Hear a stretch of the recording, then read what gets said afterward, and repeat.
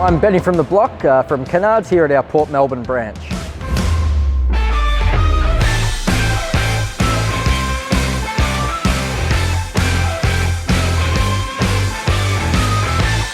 So for really high walls that we're trying to prepare for paint, really important that we do it in a safe manner. So a ladder, a scaffold that we can provide for you will get you up there safely. If it's an outside wall, we can use a pressure washer to get all that dirt and grease off the walls before we paint.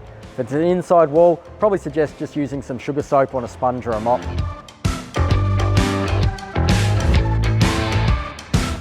So to get a nice even coat when we're painting, we'd suggest using one of our airless sprayers. They're a great tool that can save you a lot of time, and we have plenty of how-to videos on the website.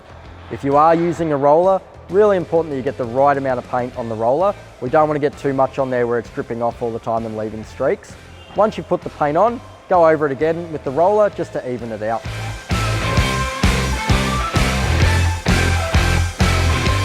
So if you've got really old walls, they're obviously going to take a bit more prep than a nice new gyprock wall.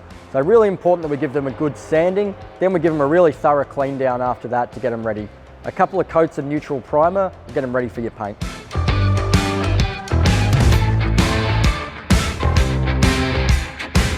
So for old walls that are dark, really important that we get a nice white primer down, 1 or 2 coats, and that'll mean that you don't have to use as much of your paint to get that really nice bright finish that you're after.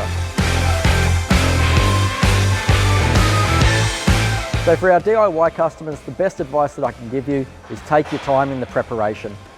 The more time you spend preparing the job, the less often you're going to have to do it.